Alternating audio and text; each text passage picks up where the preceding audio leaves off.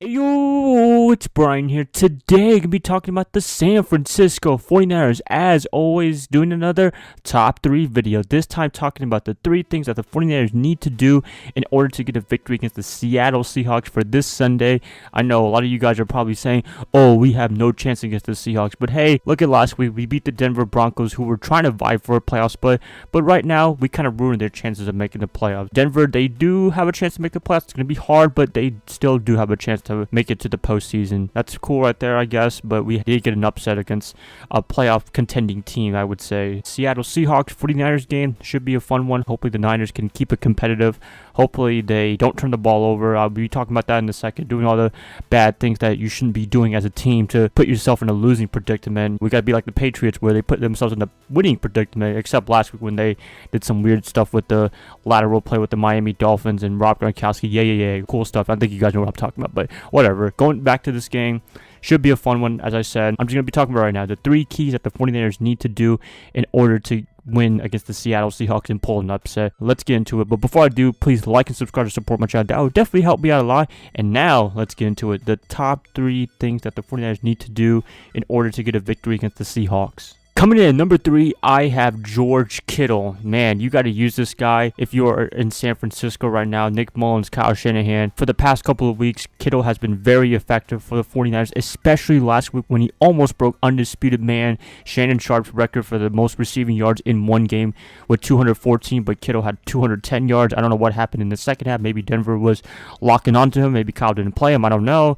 But he got essentially no yards in the second half. Nothing happened. So you got to utilize him as much as possible. Also, taking advantage of Kittle, the receivers have to get open as well. I mean, most people are being focused on Kittle for the most part because he's a big dude. He catches the ball a lot. Other receivers like Goodwin and Pettis and what have you, hopefully that opens the door up for them. And it kind of did. You know, Pettis got a touchdown, I think, last week against the Broncos. Pretty impressive there. The other receivers got to take advantage of the man-on-man coverage as much as they can because Kittle is going to be covered, I'm pretty sure, a lot in this game against the Seahawks. Pretty sure Seattle watched the game for us against Denver, seeing Kittle running around like crazy, like it's no tomorrow. 80+ yard touchdown. They're really going to be locking on into him this whole game. They're not a dumb team. They're a pretty good team, I would say. Kittle, important guy. Hopefully Mullins can get to him, but if not, they try to lock down on Kittle and then use the other targets that you have on the outside.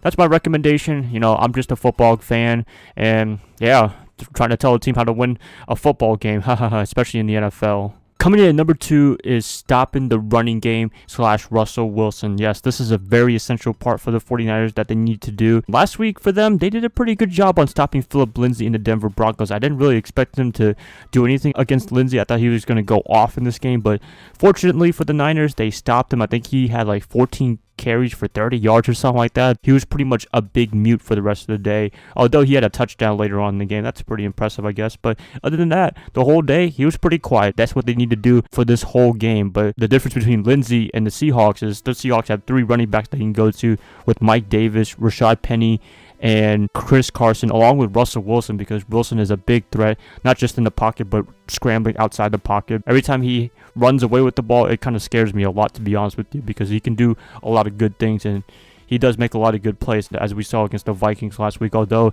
he didn't have the best performance in his career, he made the play that you needed to make the play. Bam, they got a win against the Vikings. Yay, hooray. Got to stop the run. If they can do that, then that will make Wilson throw the ball even more, and hopefully our defensive back can do something. Although Harris from Florida, rookie guy, he's done a really good job for the 49ers so far, being all over the ball and what have you. A little bit of a problem is just the tackling issue, but other than that, pretty good guy for the most part. If the defensive backs can kind of do their work with Sherman and what have you, and the running game can stop everyone, including Russell Wilson, then I think it's going to be a little bit easier day for everyone. Finally, coming in at number 1 as the biggest thing for the 49ers need to do in order to get a victory against the Seattle Seahawks this Sunday is stop the turnovers. Yes, offensively, got to stop doing the turnovers. From Nick Mullins to Jeff Wilson, everyone needs to control the ball as much as they can.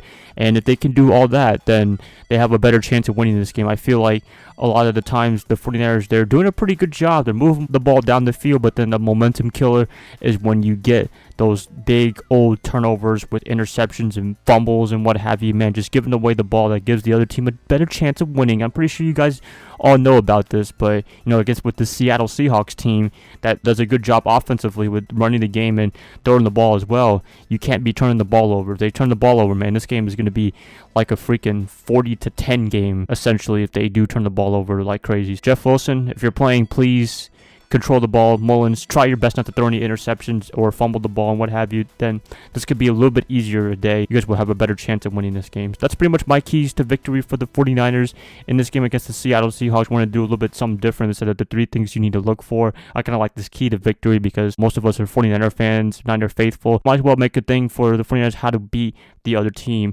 and just my humble opinion. Hope you guys enjoyed this. Hopefully you guys were able to get something out of this, and yeah, please let me know what you guys think about this. Any final predictions? What do you guys think are the keys to victory for this game against the Seahawks? Please, I'd like to hear what you guys have to say. And if you guys like this, please like and subscribe to support my channel. That would definitely help me out a lot. I will see you guys after the game, probably Monday. I'll catch y'all then. Bye, guys. Love y'all. Enjoy the game. Go Niners.